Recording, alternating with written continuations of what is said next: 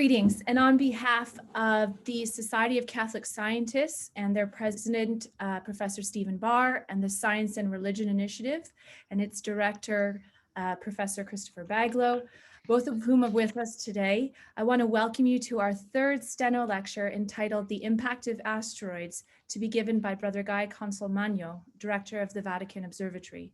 My name is Heather Foucault-Cam, and I am the Program Director for the Science and Religion Initiative at the McGrath Institute for Church Life. I am also honored to be the moderator for today's discussion, which is co-sponsored by the Lumen Christi Institute and the Harvard Catholic Forum. Today's discussion will begin with Brother Guy's presentation, at the conclusion of which will be a live question and answer session, incorporating a selection of both our pre-submitted questions and those posited through the chat function in Zoom. For your reference, we aim to conclude today by about 3 p.m. Eastern Standard Time. As we prepare ourselves for today's presentation, I'm especially mindful of the portion of Brother Guy's abstract that asks us to consider the subject of his talk as it relates to our place in the universe as a whole. In a general audience almost 20 years ago, St. John Paul II instructed, "For those who have attentive ears and open eyes, creation is like a first revelation that has its own eloquent language. It is almost another sacred book whose letters are represented by the multitude of created things present in the universe." St. John Chrysostom says, "The silence of the heavens is a voice that resounds louder than a trumpet blast. The voice cries out to our eyes and not to our ears, the greatness of him who made them." If you would join me in a glory be, please, in the name of the Father, Son, Holy Spirit. Glory be to the Father, and to the Son, and to the Holy Spirit, as it was in the beginning, is now, and never shall be, a world without end. Amen. In the name of the Father, Son, Holy Spirit. Amen. Now, it is truly an honor to introduce today's speaker. Brother Guy Consolmagno is director of the Vatican Observatory and president of the Vatican Observatory Foundation. A native of Detroit, Michigan, he earned undergraduate and master's degrees from the Massachusetts Institute of Technology and a doctorate in planetary science from the University of Arizona. He was a researcher at Harvard and MIT, served in the US Peace Corps in Kenya, and taught university physics before entering the Jesuits in 1989. At the Vatican Observatory since 1993, his research explores connections between meteorites, asteroids, and the evolution of small solar system bodies, measuring meteorite physical properties in Castel Gandolfo and observing distant asteroids with the Vatican's telescope in Arizona. Along with more than 200 scientific publications, he is the author of 6 popular books, including Turn Left at Orion with Dan Davis and Would You Baptize an Extraterrestrial with Paul Mueller. Brother Guy Consolmagno is a member of the Society of Catholic Scientists, and I would like to invite him now to give his presentation entitled The Impact of Asteroids. Thank you very much, Heather. So we can share your screen there. We'll get started. And we are good. Alrighty. Fantastic. I chose the title Impact of Asteroids both because it was wonderfully ambiguous, so if whatever I decide to talk about would fit, and also for the pun value of it, because asteroids have an impact on us in more ways than you might think. Let's take the first slide. I just want to remind you of what asteroids are. Most of us know this, but it's good to get the basics out of there. There are more than 1 million asteroids that have been discovered, tracked, and their orbits well enough determined that they've gotten a number, in some cases names. They can be anywhere from a few meters to 500 kilometers across in size. Most of them are orbiting between Jupiter and Mars. And in that gray area in particular, the side closer to Mars, I'm going to talk a little more about the orbits there when I get to them. About 1,000 of them, a few thousand, pass relatively close to Earth. They're called near-Earth asteroids. And we can see them mostly as dots of light in a telescope. They're so small that even with our largest telescopes, they're rarely more than a dot of light. In fact, if you took all of the asteroids and put them together into a body, it would be much smaller than our Earth's moon. It would be much smaller than Pluto. It would actually be much smaller than Ceres, which is asteroid number 1, except it's no longer even considered an asteroid anymore. It's really more of a dwarf planet. Next slide. let me talk a little bit to remind you that the orbits of asteroids are not in a nice flat plane like the orbits of planets. They are very elliptical, they are very tilted, some of them quite tilted, some of them quite inclined. It means that those that come close to the Earth can come from above, from below, from inside the sun, from outside the sun, from many different directions. They have been stirred up by the major planets because they are so tiny that they have any particular asteroid has very little effect on whatever planet is stirring it. But a bigger planet, Earth, Mars, or Jupiter, especially Jupiter, can strongly change its orbit. Let's go to the next. I work in meteorites. I work in these rocks that have fallen out of the sky that remind us that the blue sky overhead or the cloudy sky overhead, depending on where you are, is not an impenetrable barrier, but there is physically places in the universe that come and touch us. Most of the meteorites that land on Earth that we see falling through the sky and collect are stony. And of the stony meteorites, the vast majority fall into these two classes. Ordinary meteorites, ordinary chondrites. They have little round balls of rock inside them that are called chondrules.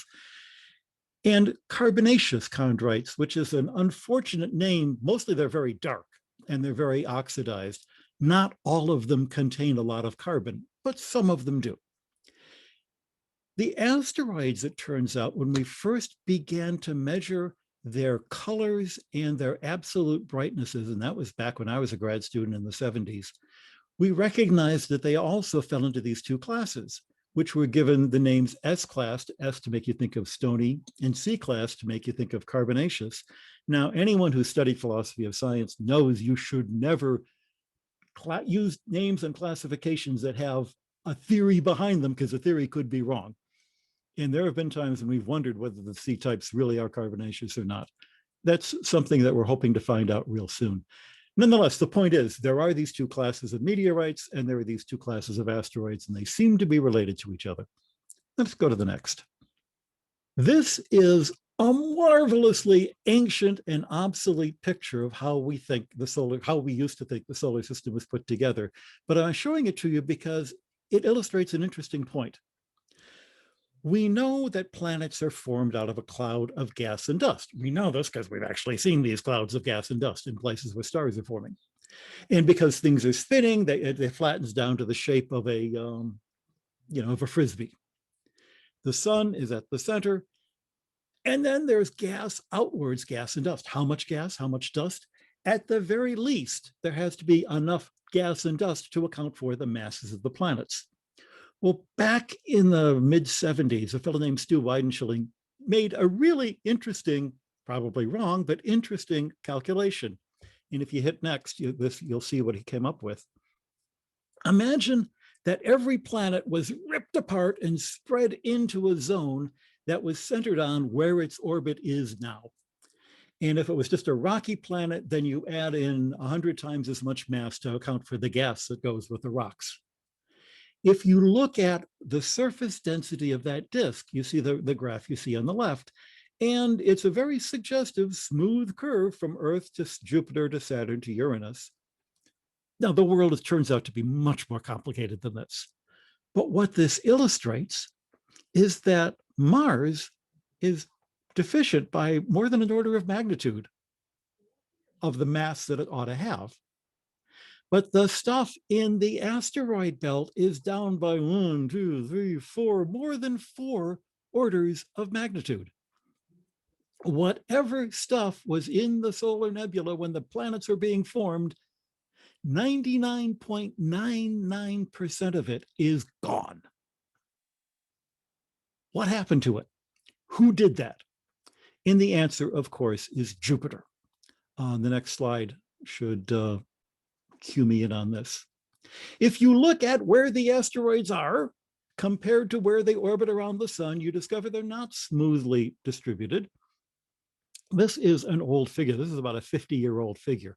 I'll give you a more updated one. But this pattern was known since the 19th century.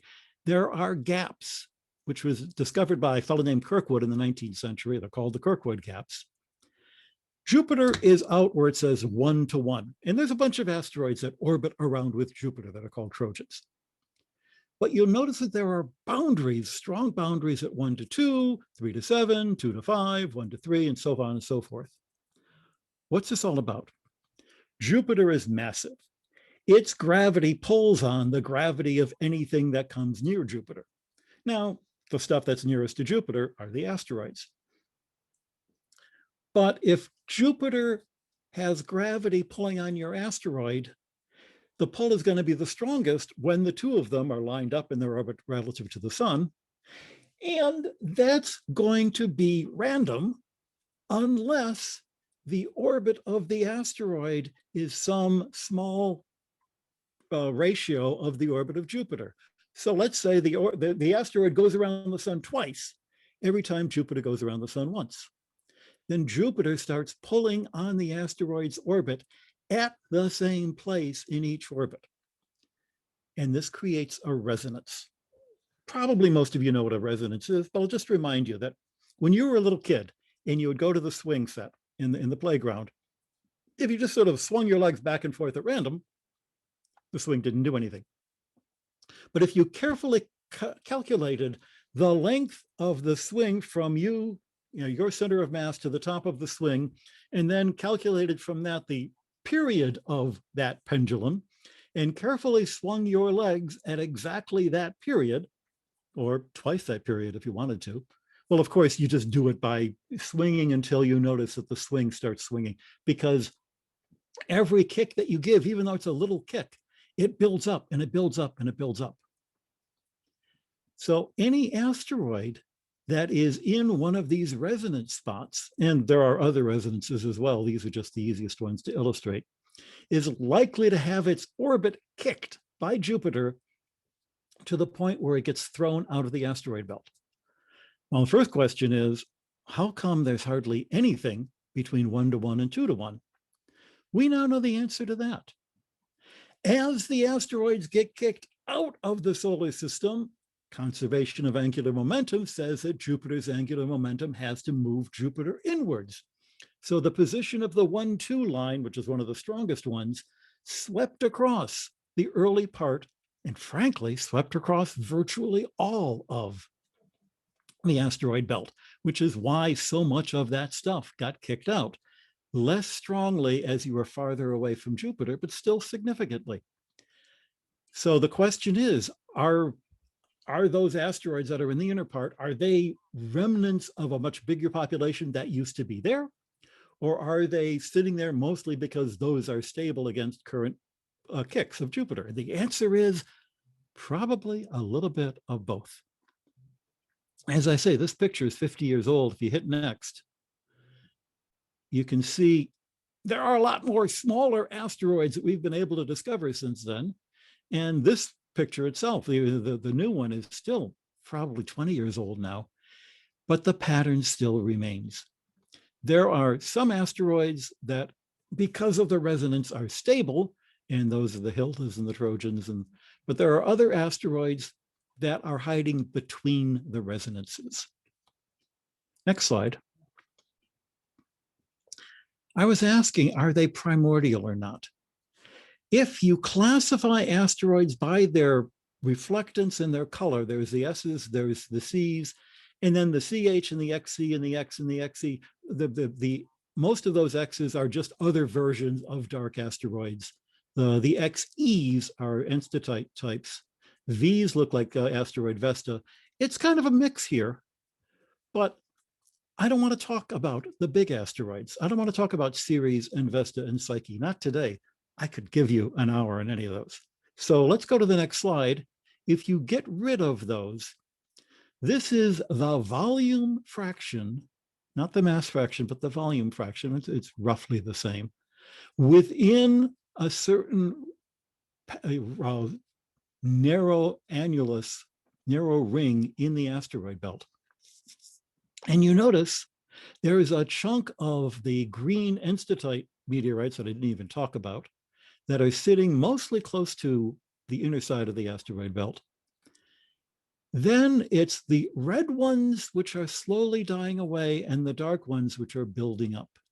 The dark D types, those are way out, and beyond Jupiter, and those tend to be the ones that look like comets. it does say that there has been mixing, but there still is a remnant of the original distribution of material. Next slide. Most asteroids, virtually all asteroids, even today, even with our biggest telescopes, are no more than dots of light, unless we've had a spacecraft go by them. It was only in the 90s that we began to get spacecraft. And there's about a dozen of which we have really good images. There's more like 18 things here, but the things down at the bottom are all comets, not asteroids. I'm not going to talk about them today. On the next slide, just to indicate as I step through this, this is Gaspra. And that's what our image of Gaspra looked like when the Galileo spacecraft flew by it on its way to Jupiter in the 1990s. It's an S-type. It kind of looks like one of those reddish meteorites that we have in our collection. Next. I should point out that this picture was put together by Emily Lakdawala. Is all of the asteroids to scale with each other to show you sort of the range. So the next one is next. Ida and Dactyl. The great thing about this is that you can see that there's this little moon, which was discovered by the spacecraft, so they gave it a name, which orbits Ida. And because we can follow its orbit, see how fast it goes, we know how much gravity it's being subjected to, so we can work out the mass of Ida. And then from the image, though it's irregular, you can work out the size of Ida, and you can come up with a density. In the 1990s, when this was first published, the people who published the paper compared it to the density of meteorites, except I was doing that research at the time. I hadn't published my numbers. The numbers they were using, they were making up because there weren't good numbers for meteorite density. But over the next 20 years, my colleagues and I actually collected a lot of data to compare how dense are the meteorites compared to how dense are the asteroids that they seem to come from. This, as you can tell from the color, is another one of those S-type asteroids. Next. Here we've got an asteroid Matilda, which is a different color. Next. This is the first of the C-types that we had images. And the thing you'll notice are the giant craters. Now, if that was a solid rock, any impact that had enough energy to create a crater that big would have totally shattered the rock. This is not a solid rock. It must be a loose collection of dust, maybe, who knows, 50% porous. So that what the impact did is actually just basically push the dust in the rock in rather than be transmitted and make the rock shatter. Next slide. Here's Eros. Next. This was another S-type, but it was the first one that we actually put a spacecraft in orbit around.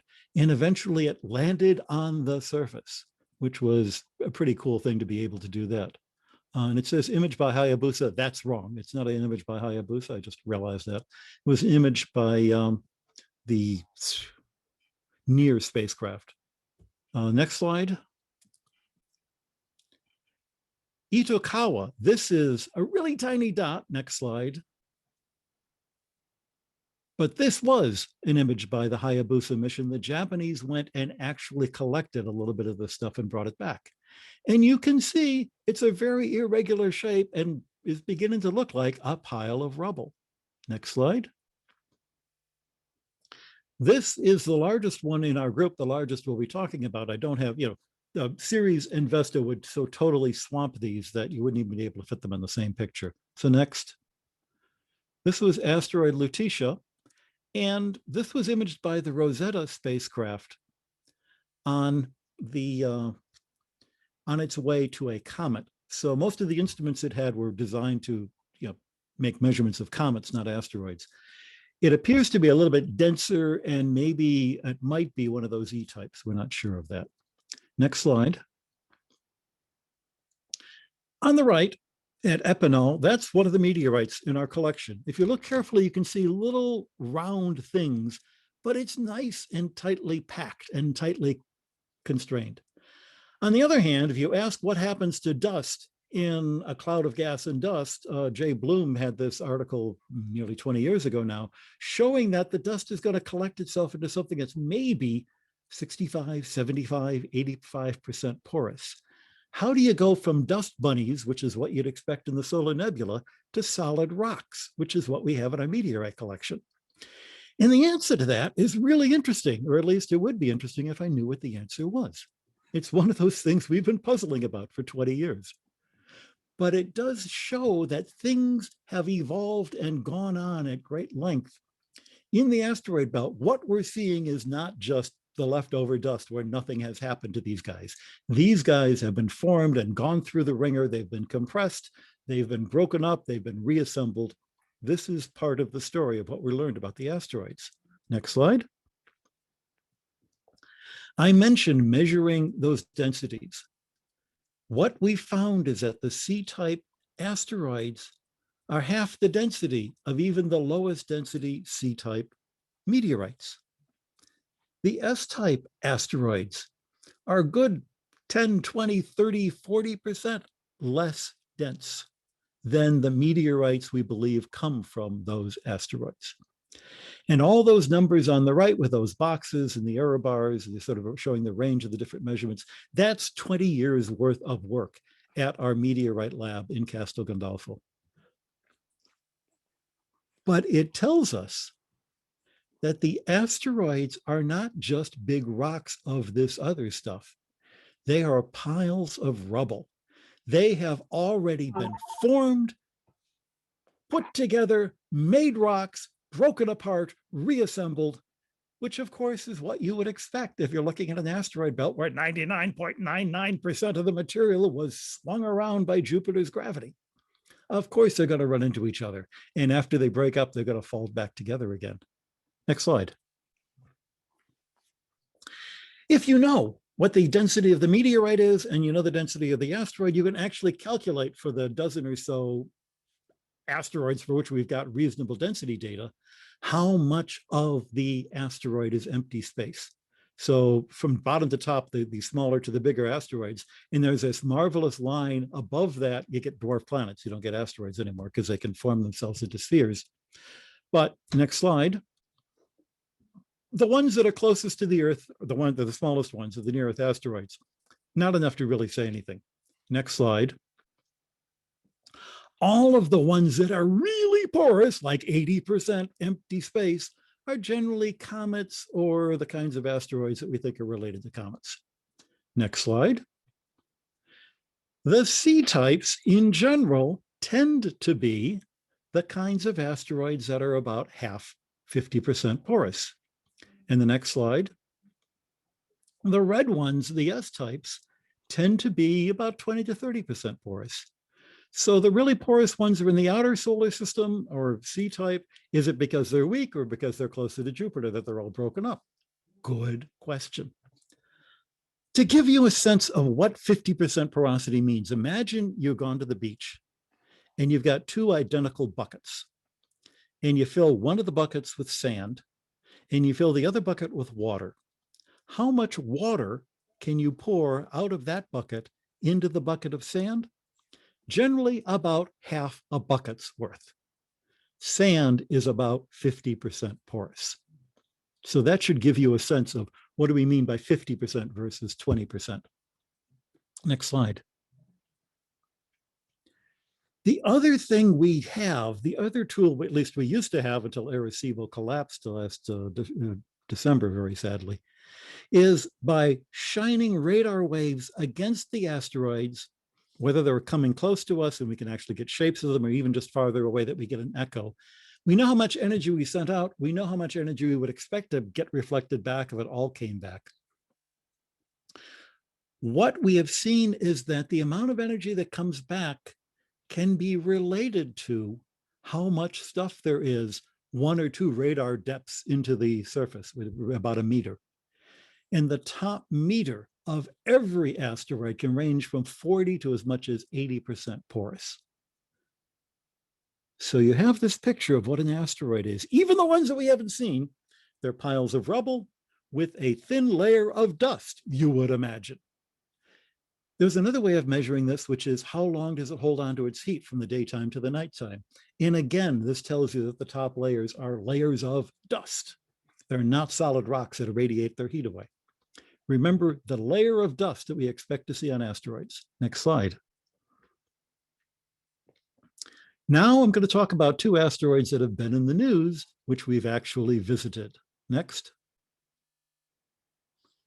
Ryugu was visited by the Hayabusa 2 mission from the Japanese.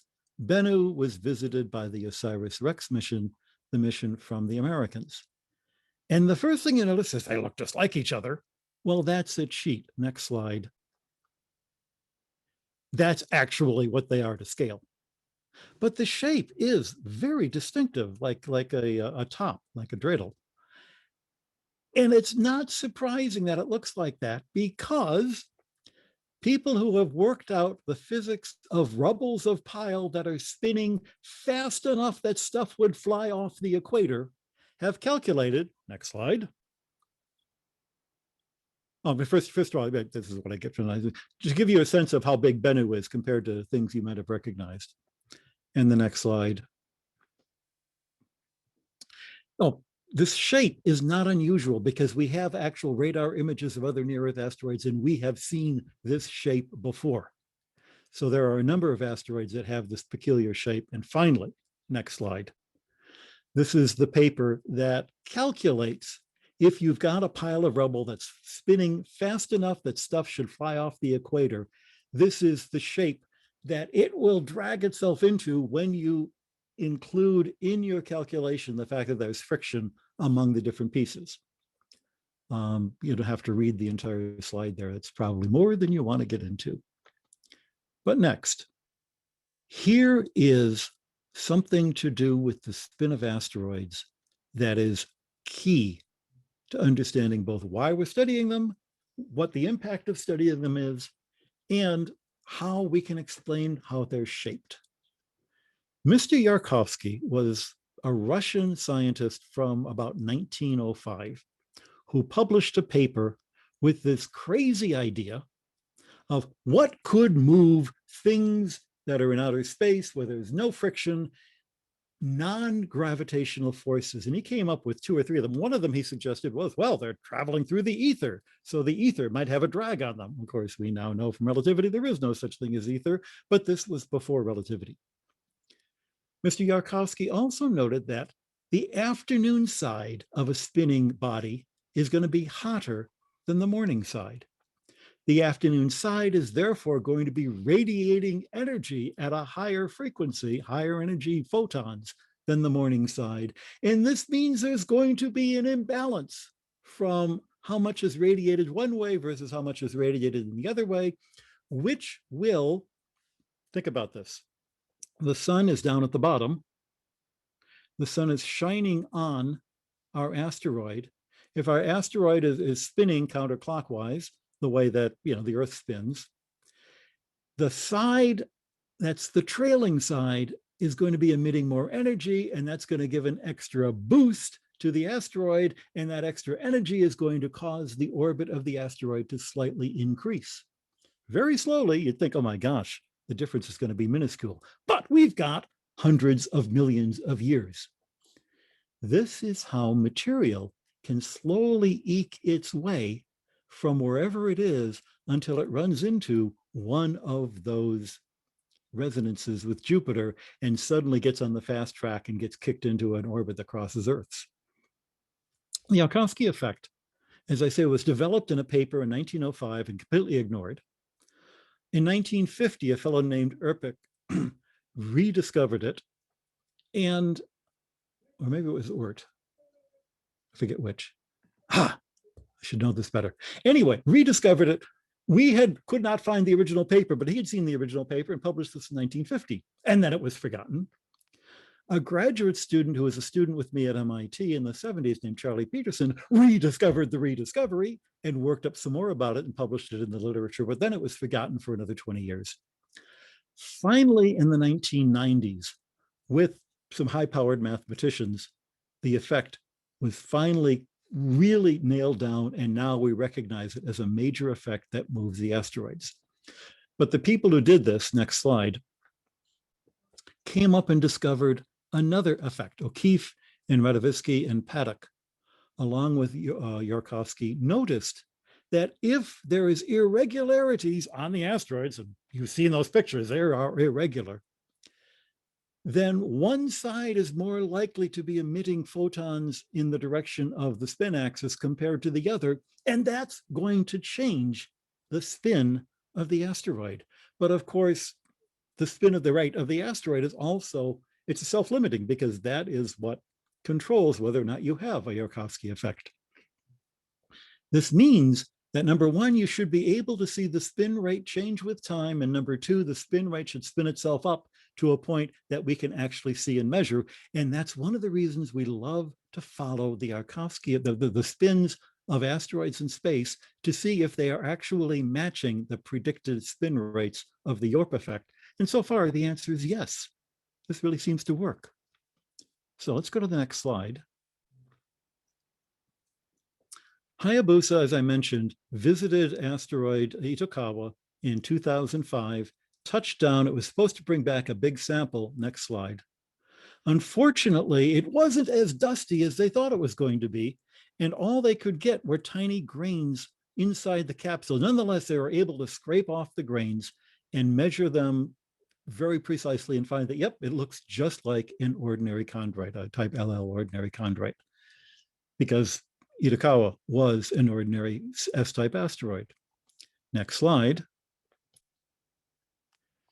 Hayabusa 2, also sent by the Japanese 15 years later, visited asteroid Ryugu. Next slide. Here it is, sampling the surface almost exactly 2 years ago today. Next slide. Last December, it landed in the Australian desert. Next slide.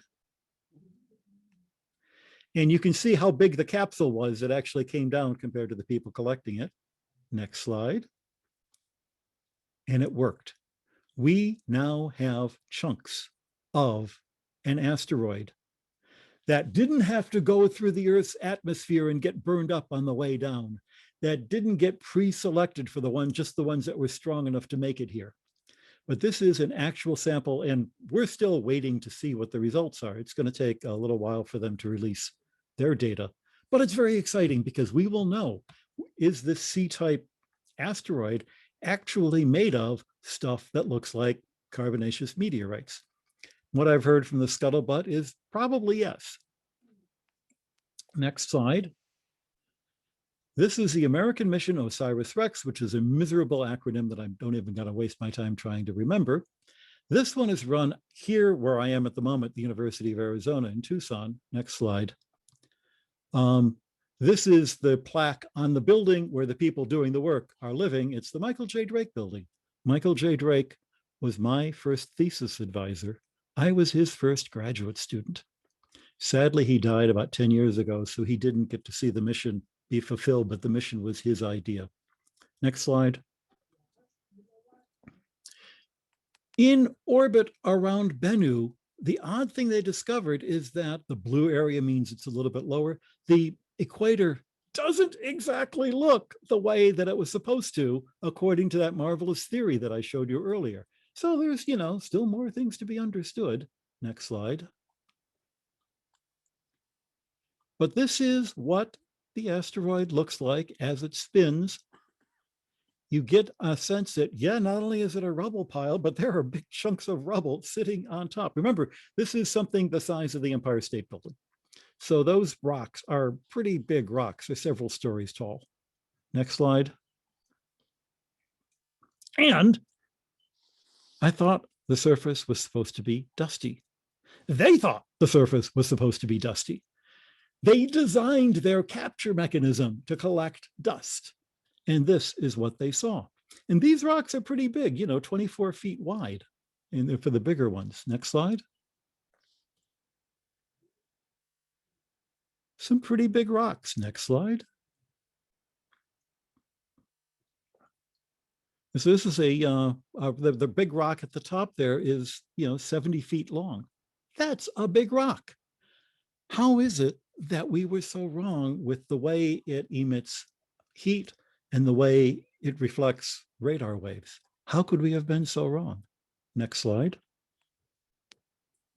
Well, we actually do see dust being spewed off of the equator, so we got that part right at least. Next slide. And here is the lander. The pod went into the rocks and through the rocks as if the rocks weren't there. It's almost as if the things that look like solid rocks are in fact used to be rocks, but they're so fragmented now that they have the strength and the consistency of dust. And that appears to be the explanation, though we won't know for sure until we get the stuff back to Earth. Next slide. It collected so much stuff in the little that circle thing there. That's about the size of, you remember when cars had air filters? That's about the size of a car's air filter, maybe a little bit bigger. Anyway, you can see that the dust streaming off because the capture mechanism got stuck with a rock holding it open. So next slide. They very quickly put it into the capsule where it's going to be held before it comes back to Earth. Next slide. So it's safe. The spacecraft is going to do one more close by pass of the asteroid to get some good imaging, and then this thing will be ejected and sent back to planet Earth. Actually, the entire spacecraft will come back to Earth, and this will be ejected and launched over the desert in Utah. Next slide. All of that, we're talking now, more than half of this talk, just about what asteroids are. And you can see I'm excited about asteroids because asteroids tell us about the origin of the solar system. They tell us about things that have been going on. The science of asteroids is fantastic. My field is actually meteorites. And meteorites are the pieces of rock that fall through the sky. Meteorites are the reminder that that asteroid belt is not a different universe. We're all part of the same universe. It touches us. We can touch it. Having these rocks in hand gives us a greater sense of our place in the universe, that we are not creatures confined to planet Earth, and that God has not separated us from the rest of the universe. This is a chemist who came to visit our lab, the fellow in the white coat. He's such an enthusiastic chemist, he brought his own white lab coat with him. And we were showing him a meteorite that actually fell in Argentina, which was a fun thing to do. This was the lab where we make the measurements of the meteorite densities. Let's go to the next slide. When we talk about the impact of meteorites, of course, we're talking about things that literally impact us. The two pictures at the top were from a fall in a place called Park City, which was in 2003. It's a suburb of Chicago. The guy to the left was a film that was made in 1993 of a fireball that fell over Pennsylvania at a time when everybody was watching high school football games and landed in Peekskill, New York. And the image on the other side was from Chelyabinsk in Russia in 2013. So these are nicely spaced by 10 years. Meteorites land. Sometimes they land on the back of your car. Sometimes they explode with such force they shatter windows across the city. The Chelyabinsk impact was so bright when it occurred that people rushed to their windows to see what it was, and then the sonic boom caused the windows to shatter, and something like 1,000 people wound up being treated for cuts. Chelyabinsk, if you've never heard of it, is a city in Siberia of about 1 million people. And for a lot of people, it's just, I never knew that there was a city of 1 million people I'd never heard of before. It was actually built during World War II as a place to manufacture military goods, war material that was far enough away from the Germans that the Germans couldn't bomb it. And it's still, a major industrial city to this day. Next slide. Impacts leave their scar on Earth. When you know where to look, you can begin to see round circular features everywhere. This one in Arizona, Meteor Crater, is one of the best studied because it's one of the newest. It's 1.2 kilometers across, about 170 meters deep. It was formed only 50,000 years ago. The explosion that made it was an explosion of 10 megatons. Basically, all of the kinetic energy of the iron meteorite that hit the surface of the Earth, all of that kinetic energy was turned into heat energy, which created an explosion. Most of the iron meteorite was vaporized, and there are little bits of it that flew off, not in the crater itself, but in the surrounding countryside, which are now known as the Canle Diablo meteorite. Because of these impacts, people started wondering, you know, are there bigger impacts or further in the past? And we all know the story of the dinosaurs. That has been an excuse for getting money out of the government to start finding out what's out there. How likely is it that something big is going to hit us? But if you get to the next slide, you realize that meteor craters impact, if it was to occur over a city, would have been pretty serious. You know, within 10 kilometers, basically the fireball would have scorched everything. To within 25 kilometers, the shock wave would have probably killed animals. To within 40 kilometers, hurricane strength winds would have knocked down buildings. And that is a relatively small crater. Something as big as what killed the dinosaurs, you know, would be wound up leaving dust in the atmosphere of the Earth for 2 years that basically killed off plant life and killed off all the herbivores that needed the plant life to survive, and killed off all the big carnivores that were feeding on the herbivores, and left room for the mammals like us to survive. Now, the next slide. I want to come back to this 2013 event because there were, in fact, 2 asteroids that came very close to Earth that day on the same day. One of them was 30 meters across, one of them was 18 meters across. Next slide. To give you a sense of what that looks like, you know, compared to a football field. The smaller one is the one that hit. And if it had been a couple of seconds earlier or later, it would have wiped out a city of 1 million people, or done great damage to a city of 1 million people. Certainly if the other one, which was 30 meters across, had hit.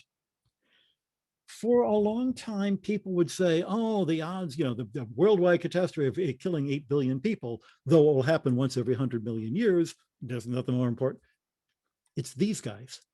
It's these guys that are much more likely to do damage to us, because you get something like this about once every 10 years. It's not unusual for these things to happen. And as where do they mostly land? 3/4 of them land in the oceans, because 3/4 of the surface of the Earth is ocean. But as we wind up populating more and more of the surface of the Earth, we're presenting a bigger and bigger target. To date, no one has ever been killed by a falling meteorite and lived to tell the tale, which means we don't know really how serious that's going to be.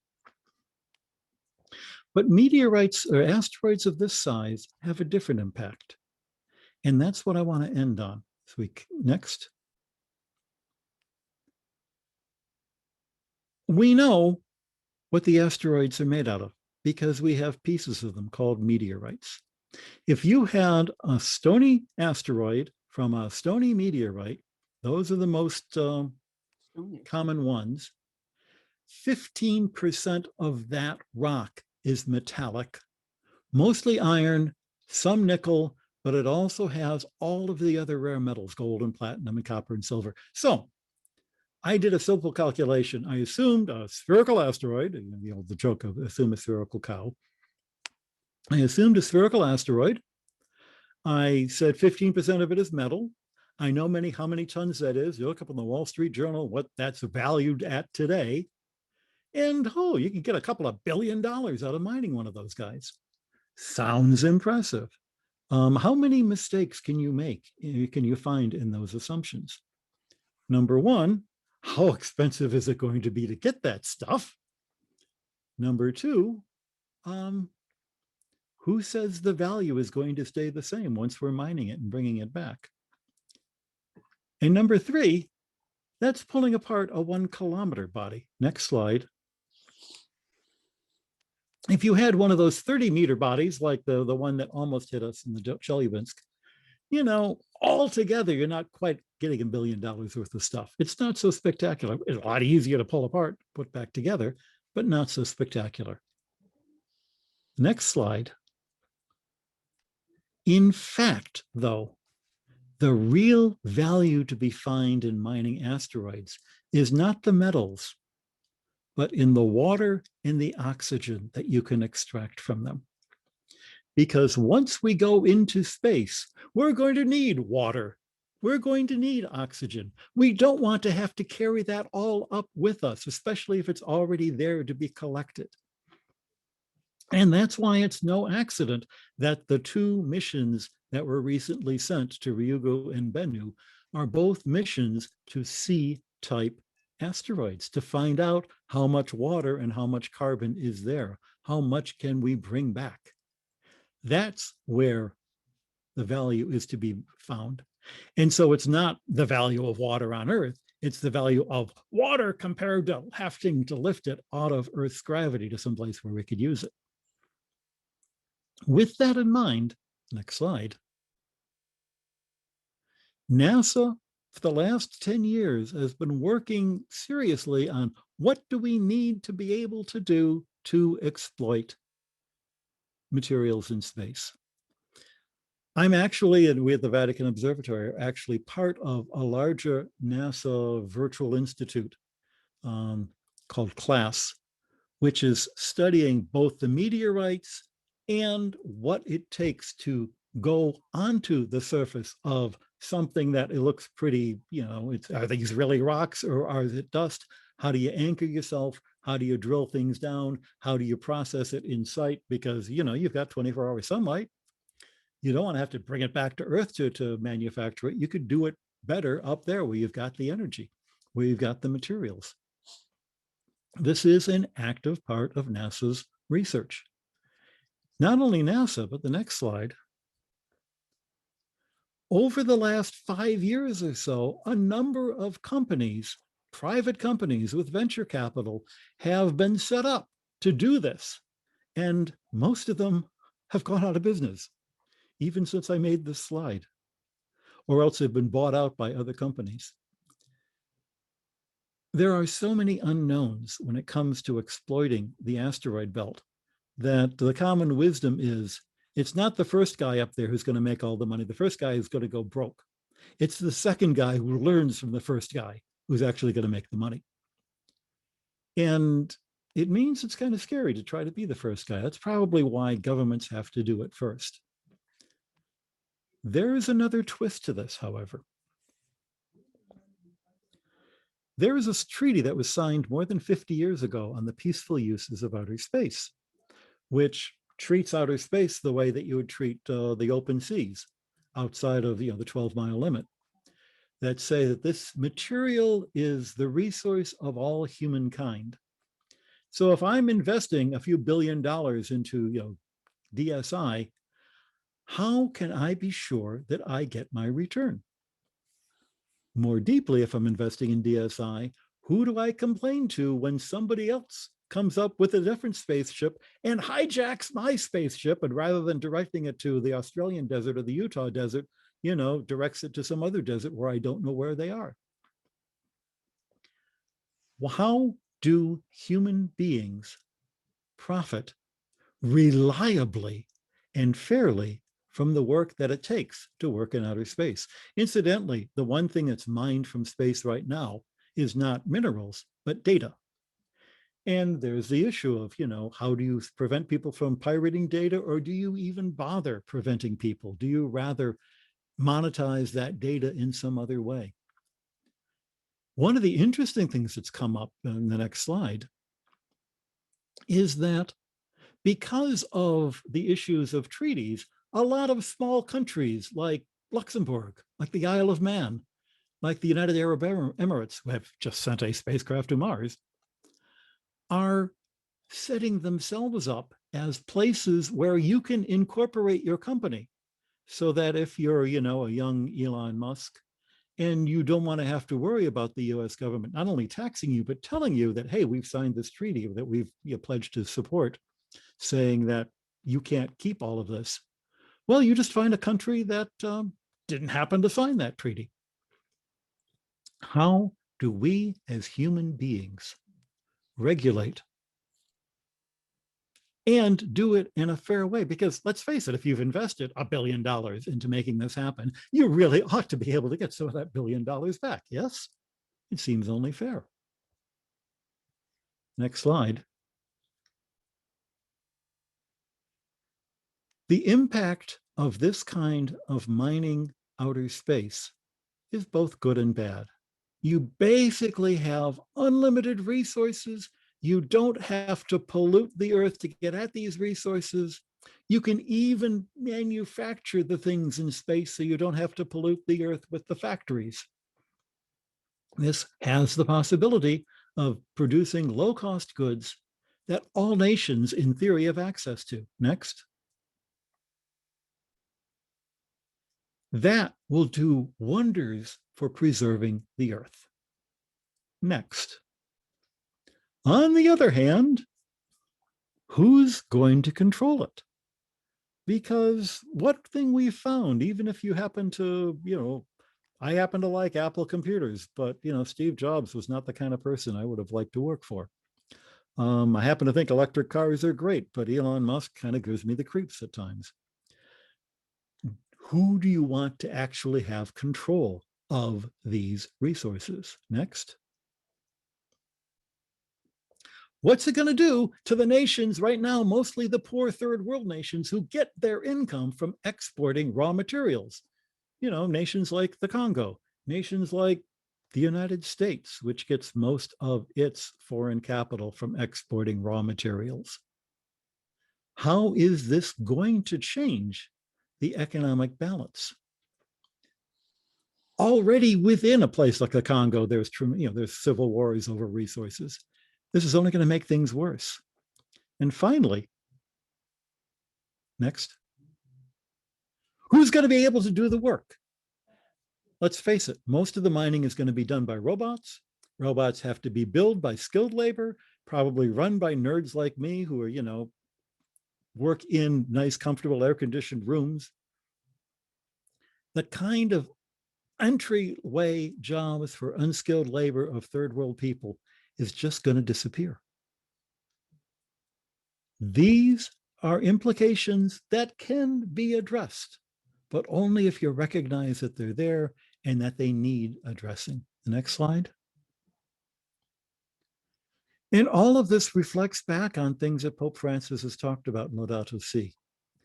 When you exhaust resources, you undo the social structures that give cultural identity and a sense of meaning of life to the people who live in those areas. Talk to the coal miners of West Virginia. Coal mining is a miserable place, but it's also a sign of their identity. It is essential that we correct the current disparity between technological investment and consumption and not enough investment in the human family. We have to find a way that this wealth can be shared because all of us own it, even if not all of us can get at it. Ultimately, as you can see, I'm passionate about these asteroids because I love them. I love the sense of touching a bit of outer space. But it's also love which allows us to recognize the right way to use these resources. And my final slide here is to remind you that I've actually written an article about this, was first presented to the Pontifical Academy of Sciences, and then published in La Civiltà Cattolica, both Italian and English. I did not write the Italian version. The conclusion that I come to this, the conclusion that I've come to working with the people in the space business. We held a workshop at the Vatican Observatory 2 years ago on this very topic. Laws only get made and followed when everybody has bought into them. Elon Musk will obey the law when he sees it's to his advantage to not have the Wild West in space because there are too many other people up there along with him.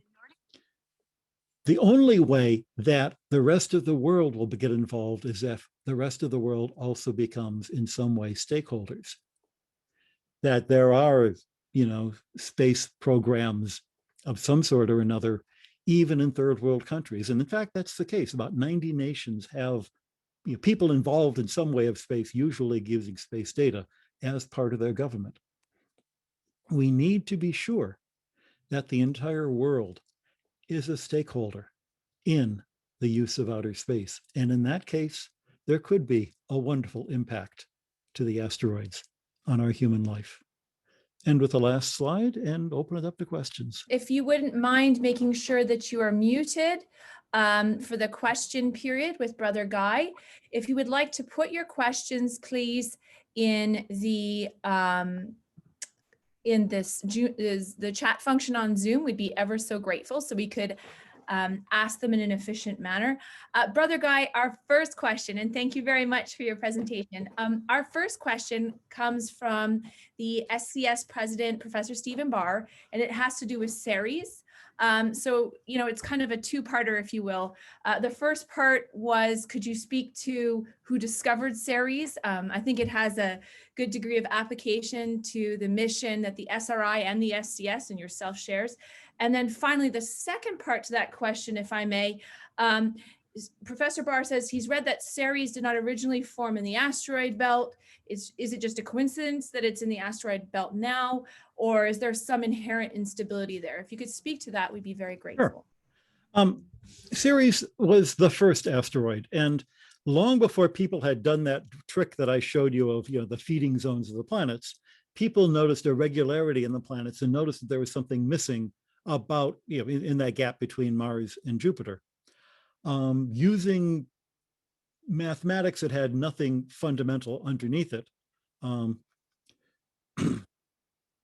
Bode came up with Johannes Bode in a footnote to an article of a book that he published in around 1780, quoted without citing a fellow named Titius who had worked out a formula that said, oh, there ought to be something in between these two places. And this is about the time that Uranus had been discovered. So a number of astronomers decided to use their telescopes to look for a planet orbiting at a speed that would say that it was somewhere between Mars and Jupiter.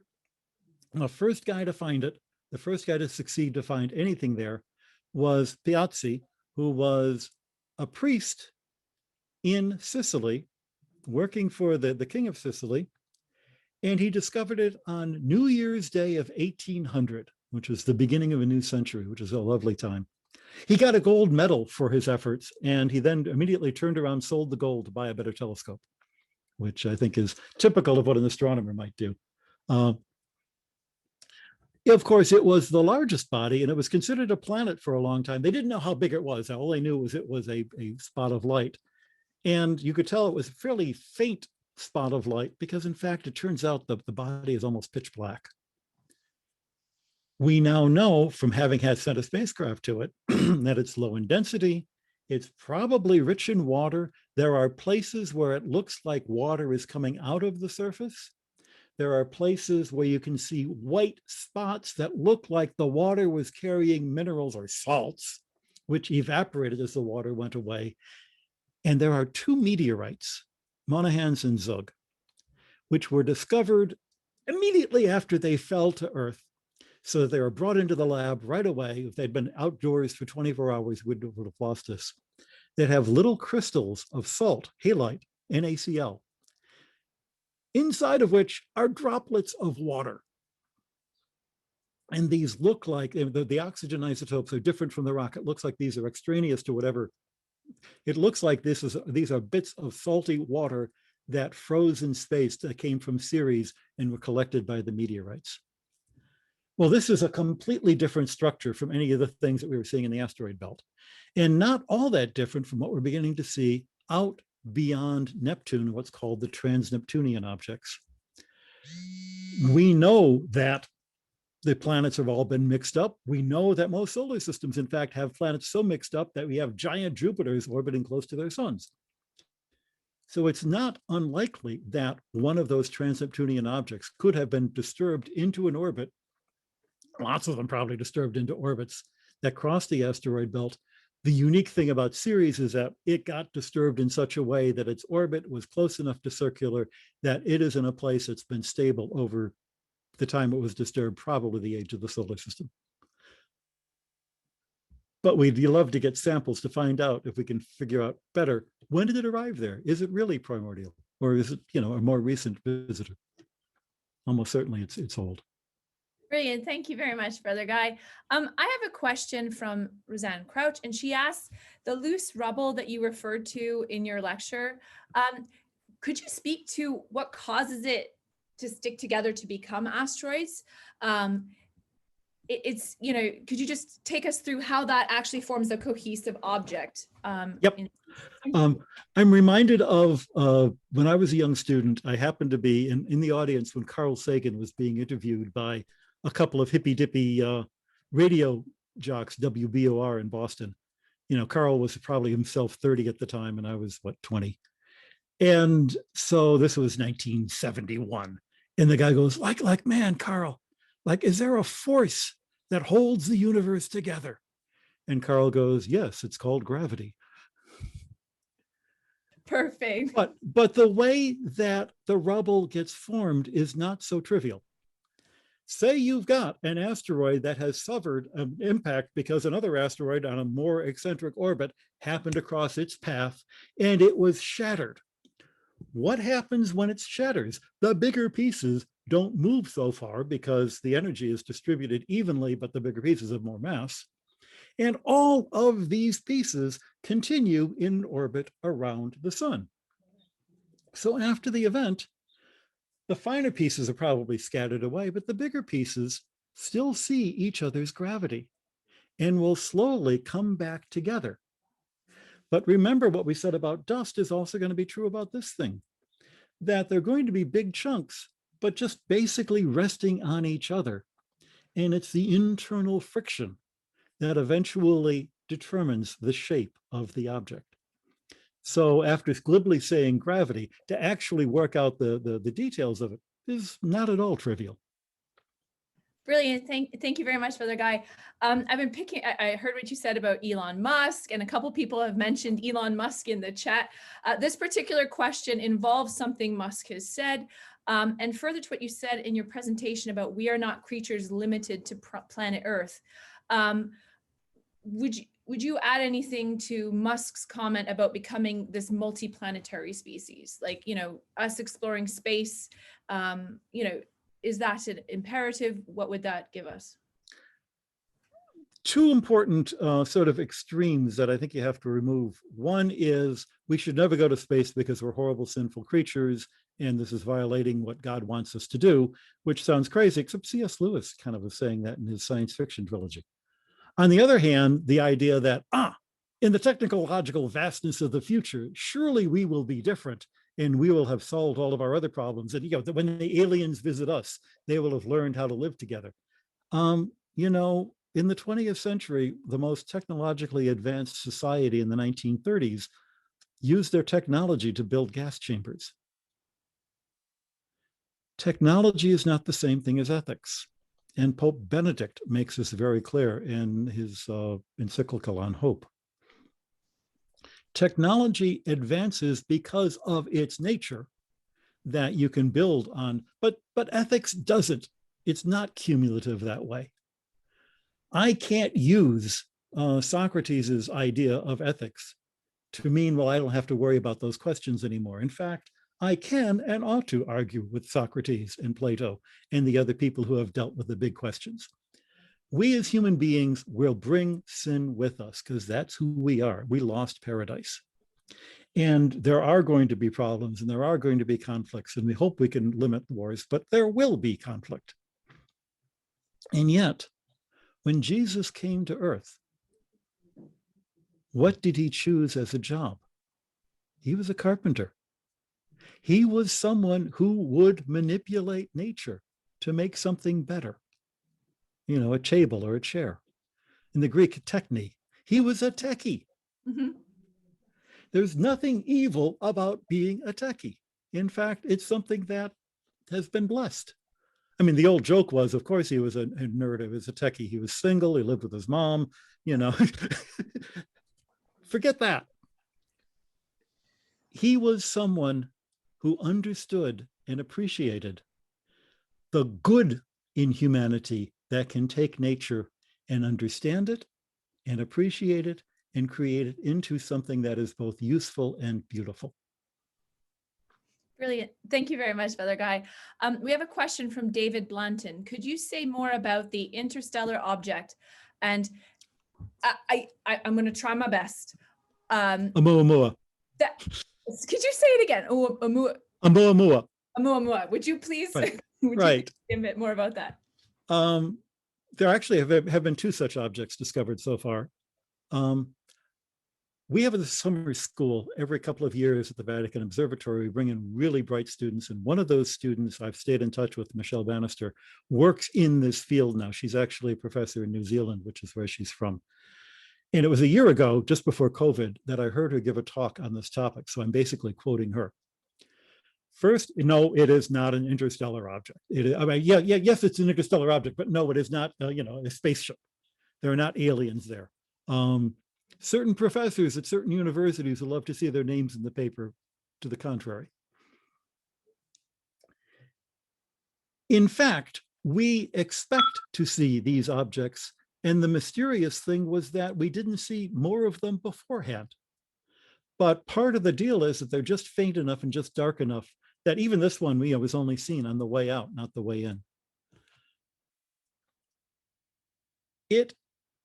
If they come at the rate that our theorists calculate they ought to come, there should be one such object at any given moment somewhere inside the orbit of Mars. Now that we know to look for them, these are objects that are on an orbit that is not tied to the sun. They're coming so fast that they're in parabolas, they're not ellipses. And that's how we know it's interstellar. We are also shedding objects like this from our solar system. But just as I said that meteorites remind us that the world is more than just planet Earth, these objects remind us that the universe is more than just our solar system. We are all part of the same universe. We all do touch each other.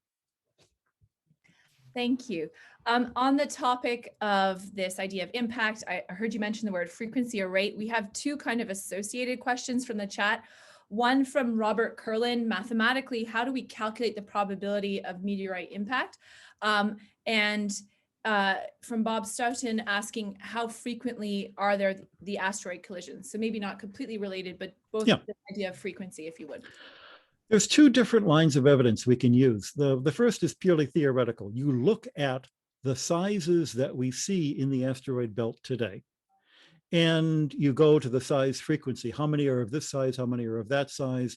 You can fit a nice, -2 slope to it on a log plot. And that gives you a sense of how many little guys are there that we ought to be seeing that we're not. You tie this in with models of the strengths of asteroids. And from all of this sort of modeling, you can come up with a range within an order of magnitude of how often you would expect there should be pieces, how big is the Earth's cross-section to these pieces, how often should they be hitting us. Then you can compare that against two interesting bits of data. The first is when an asteroid breaks up, stuff that had been below ground suddenly is exposed to cosmic rays in space. Cosmic rays can only penetrate a few centimeters. So until it was a few centimeters of the surface, you didn't get cosmic rays hitting things like the magnesium atoms to turn them into aluminum-26 atoms. Aluminum-26 has a half-life that's well known. So if you can measure the amount of aluminum-26 compared to the amount of magnesium-26, you know how long it's been exposed to cosmic rays. So you know how long it's been since it was broken up. Typically, that's about a million years. So that gives you a sense of how often these impacts are occurring. The other thing we have is, thanks to the nuclear age, there are spy satellites circling the Earth, looking down, looking to see if there are flashes of light in the upper atmosphere that show that some nation or another, who we will not name, are setting off and testing nuclear bombs. And these were set up in the 1970s, so we've got 40 years worth of data. How often do flashes occur in the upper atmosphere? Compared to How often do we see with cameras here on Earth bolides hitting the lower atmosphere? It looks like we're missing about half the things that hit the atmosphere actually get low enough that we see them as bolides. And of the things that we see as bolides, we're missing the larger fraction of those because they land in the ocean or they don't quite make it to the bottom of the Earth or whatever. Basically, something should be hitting every 20 square kilometers once a year. But we don't see anything like that. We only see, if we're lucky, we collect 5 new meteorites a year.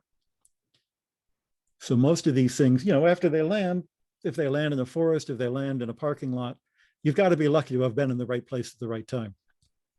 A particular meteorite landed in the parking lot of Alenia Spazio in 1993 outside of Torino, which we have a piece of because the guy who saw it land gave it to us. Alenia Spazio is the Italian version of Boeing. They were building a spacecraft, and the parking lot next to where the spacecraft was being built was where a meteorite landed. That doesn't happen that often. So asteroids, a given asteroid is likely to be broken up on the timescale of millions of years. It's likely to be in orbit, maybe tens of million, 5 to 10 million years before it hits, before it lands. And there's enough of that stuff out there that, maybe 10,000 pieces hit the Earth a year, of which we get 5, not 5,000, 5. Right. Thank you. Now, I guess this is almost, it's a logical consequence of what you just, 5 hit us a year, Yeah. right? We have another question, and this particular question from Fritz Heinzen: what do you think of some of the ideas to protect the Earth from strikes from outer space? Can you comment on, practicality? Is this basically just to assure us that we're doing something?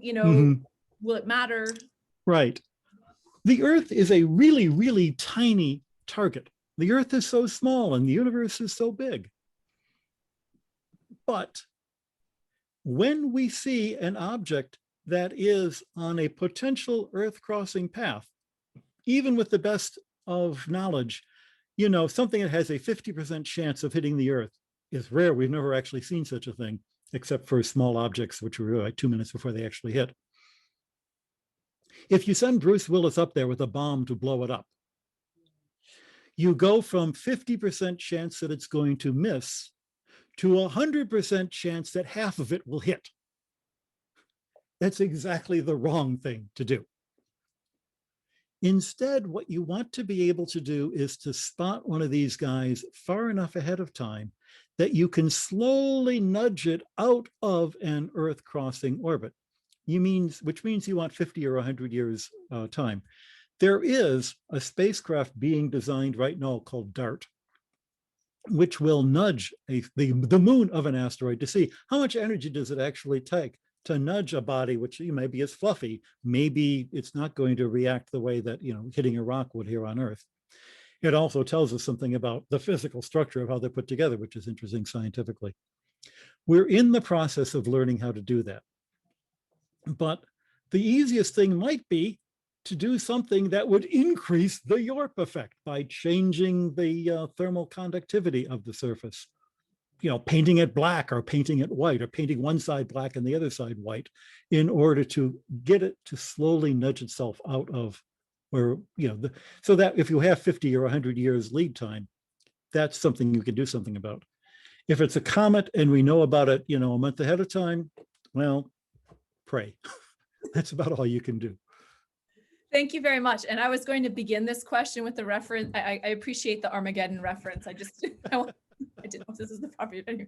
All right, if we could switch gears, we're going to talk a bit about the space mining component of your talk. And for those of you listening, still encourage you, please put your questions in the chat.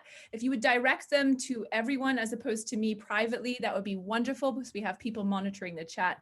Our next question comes from John Blakesley, and he's asking about why spend resources to go out to the asteroid belt instead of mining on the moon. So is this related to what you said in terms of, okay, well, if we're going to be exploring in space, we need the water and the oxygen, would you add any further details to what you said? It doesn't have to be one or the other. Right now, when people are talking about mining asteroids, they're talking about mining near Earth asteroids. We only are going to the asteroids that are close to us, Ryugu and Bennu. It turns out because the C types are relatively rare and near-Earth asteroids are relatively rare, there's really only a handful of about a dozen C-type asteroids that might be rich in these minerals that are easy to get to and easy to mine. There is another potential source of conflict. Fortunately, the Japanese and the Americans work together very nicely to say, okay, you go to this one, we'll go to the other one. We won't duplicate ourselves. But that took some negotiating. There is not very much water on the moon, but there is some water. And the water that we know about appears to be near the poles, especially in the South Pole, where there are craters that never see sunlight. Again, it's limited. If the Chinese want to set up a station there, and the Russians want to set up a station there, and the Europeans want to set up a station there, and Elon Musk wants to set up a station there, there's only so much water to go around. We're going to have to work out a way of sharing those resources. There are lots of other reasons to go to the moon. I would love to go back to the moon. I think that's a really exciting thing to do. But the kinds of resources that are easiest to get at, water and oxygen, are probably found in meteorites or in asteroids. And certainly it's a lot easier to get away from an asteroid because you don't have its gravity holding you back, unlike the moon. Right. Now, may I also add to that, with the advent of Rubin's Observatory's LSST survey, we expect to find many transient mini-moons like it is cited 2020 CD3. Would you harvest them as they are captured by Earth, or, is the entry into Earth itself going to destroy, partially alter what arrives? The answer is, if it's close by and we can get to it, quickly enough, that's the way to do it. At the moment, it takes a long lead time to build a rocket that can get you there. It takes an equally long lead time to characterize any particular rock. So you'd like to know ahead of time what you're getting when you go there. That means getting telescope time. These are small objects, which means they're faint objects, which means you need big telescopes or a lot of telescope time to get enough of their spectra to know if they've got water or not. Without having Arecibo anymore, we've lost this enormously important tool that would allow us to characterize them using radar. And there's nothing on the horizon that can do that. The Chinese radio telescope cannot do radar. It's just not designed or built to do that. So we're radar blind at the moment. We're traveling through space, and our most important tool has just disappeared. At the moment, it's limited by what we can do. By the time we become enough of a spacefaring nation that we have a choice, then I don't think the problem will be the same. We'll be able to know ahead of time. Thank you. We're going to shift gears, if I may, to questions that are centered on the asteroid belt itself. So if we start here, we have two questions. The first one is from Jerry Gloucester. The asteroid belt, is this debris from planets, or is it pieces of rock that never succeeded in making a planet proper? It is pieces of rock that never succeeded in making a planet. And we know this for a couple of reasons. Primarily because we have the samples, which are meteorites. And it's clear that the wide variety of meteorites were never in touch with each other. The simplest, one of many lines of argument, the simplest is oxygen comes in three types: oxygen 16, 17, and 18. And any chemical process that sorts 17 from 16 is going to sort 18 from 16 twice as much.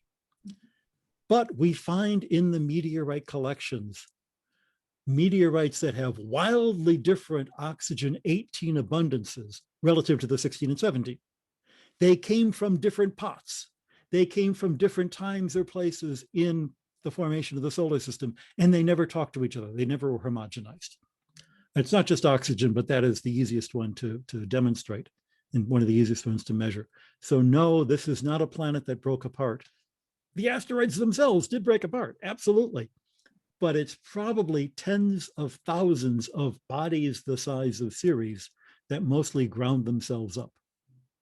Perfect, thank you. While still on the theme of the asteroid belt, if I may, the presence of the asteroid belt was predicted by Bode's law. Does Bode's law have any place in modern planetary astrophysics? Is there evidence of it in any exoplanet systems? And this is from David Gaunt. Yes and no. Okay. Bode's law actually doesn't work. Bode's law only works if you take your glasses off and look at the data kind of fuzzy, because it turns out to be hopeless at predicting what we see. Neptune doesn't fit at all, for instance. And the other planets are kind of close, but far enough away that you realize the pattern isn't as rigid. What's more, we now know that planets migrate seriously from where they were formed. Where the planets are now is not where the planets were, and even the order in which they were made. Current theories suggest that Neptune was actually formed closer to the sun than Uranus. And it was these resonances among the giant planets that threw them out. Other solar systems around other stars show that, if anything, our solar system is far more regular, wildly more regular than most of the solar systems we've been able to map out, partly because it's the irregular ones that are the easiest to see. That said, there is a simple, the fact that planets must exist in a regular spacing or else they begin to interfere with each other and disturb their orbits, so that only systems that are stable exist long enough for us to be able to recognize them. And that does limit the range at which the planets can find themselves. It's not really Bode's law anymore, but the sense that there has to be a kind of regular spacing, a feeding zone among planets, it just comes from the fact that otherwise the planets would perturb each other. Okay, so on that note, would we be able to detect similar belts around other stars? So does that relate to what you're saying about you have to have this feeding zone? So if you have these other stars and there are planets, then you would assume these belts exist? And that comes to you from Steve Barr. Ironically, asteroid belts, and even more the Kuiper belt, are easier to discover than planets, because the way you would see them is by the infrared light they irradiate. And if you take a planet and tear it into a whole lot of dust, it's giving you a whole lot more surface area to emit this infrared light. And that shows up in our telescopes much more easily than a single point emitting infrared light. So we have found what look like asteroid or Kuiper belts, belts of debris in orbit around other planets. Fomalhaut, I think, is one of the first where this was discovered with some reasonable reassurance. But there have been a number of such cases. Friends, I just want to encourage you again, if you have questions for Brother Guy, to place them in the chat and direct that towards everyone. We have a question from Anthony Cohen, where he's asking about the theory of panspermia. Panspermia. Yes, right. and what you would say to the reverse rationale, where asteroids could act as a vector to Earth life, getting through the cosmos. And should we attempt this rationale? It's a fascinating topic. In a sense, it's, how does life originate? We don't know yet. We're still working on it. Ask Jonathan Lenine. But once you have life, can it move from one planet to another? One of the things that we do in our research at the Vatican Observatory, looking at the porosity of meteorites, as I said, the porosity generally comes from cracks that were left when the meteorite was shocked. The cracks tend to be about a micron wide. That's wide enough for microbes to hide themselves deep inside meteorites. So if you had, a rock full of cracks, full of microbes from Mars that got itself launched off of Mars, the microbes on the edge that are experiencing the vacuum could die, but they could seal microbes deeper in the cracks. It is not outside the realm of possibility that life originated on Mars and came from Mars to Earth 4.5 billion years ago, for all we know. My favorite evidence to that is the fact that the day on Mars is 24 hours and 39 minutes long. And when you were, waking up this morning, didn't your internal clock tell you could have used another 39 minutes? I think we actually live on Martian time. I have 2 young kids, so I am definitely on Martian time all the time. Well, you're certainly, your kids are Martians. We knew that. Yeah, well, exactly. Okay, so I have a question. Our audience, some of our audience comes from the Science and Religion Initiative. And we have a question about physics, and we're having a question about when you talked about gravity in one of the earlier questions, we talked about the dust. The question is, what is stopping the Earth from pulling the moon closer and closer and closer? So it's a question about gravity that comes to us from the chat. And I'm so sorry, this is from Sue Conley, who's asking about this question. Actually, it's the opposite happening. The moon is slowly receding from us at about a centimeter a year. Newton is given credit for the idea of thinking that orbits are actually a body falling, but with the sideways momentum. In fact, Locker, who was a Jesuit 100 years earlier before Newton came up with the idea, but it's me saying the Jesuits thought of it first. It was in a book where he was arguing against the Copernican system. So, okay, he got some things right. If I have a body that's falling, it hits the Earth. But if it's going sideways and then falling, it travels this way for a while before it hits the Earth. If it's going sideways fast enough, it never actually hits the Earth because the Earth is round enough that it winds up falling around the Earth. That's if the moon was a point mass and the Earth was a point mass, then you could work out that it would be in a perfect ellipse. But the Earth is spinning faster than the moon is moving. And the Earth has oceans, which are pulled towards the moon, and then the Earth is pulled away. So there's a bulge on either side. And that bulge is pulled a little bit in front of the moon. So along with being attracted directly to the center of the Earth, the moon also has a little bit of pull that's making it want to go with adding a little bit of extra energy. And that extra energy due to the tides causes the moon's orbit to slowly move outwards. If the moon was traveling in the opposite direction, it would be going inwards, and eventually it would, come to the point where it might either be ripped apart or hit the Earth itself. There are places in our solar system where we see that happening. There is a moon orbiting backwards around Neptune called Triton. It has been suggested that the rings of Saturn were the result of a moon coming in backwards and getting ripped apart as it got too close to Saturn. So these things can happen, but it's not happening to our particular moon. Thank you very much for that. And I think we're approaching our time together today. So on behalf of the Society of Catholic Scientists and the Science and Religion Initiative at the McGrath Institute for Church Life, I want to thank you, Brother Guy, for your time today. And I want to thank all of you for joining us for our discussion. While today is the third Steno lecture, please be assured that we are planning a fourth one. And then we will be in communication with all of our constituents from the Science and Religion Initiative and the Society of Catholic Scientists in due course. We'd also like to let you know that on June 4th in Washington, D.C., we are having a free public outreach called the St. Albert Initiative. And the format for this particular day would be very similar to the Steno lectures, but with truncated lectures throughout the day.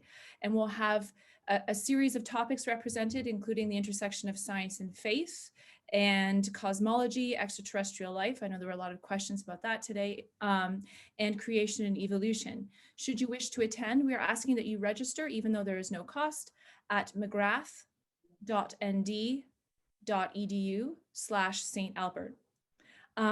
Once we are done, you'll receive Is that St. Albert ST or a St. Albert all spelled out? Good question. ST, not SAINT, STALBERT. Thank you very much for that. It took me a second to spell on demand. So friends, if you wouldn't mind filling the short feedback survey out that we're going to send to you at the conclusion of our time together today, we'd be grateful.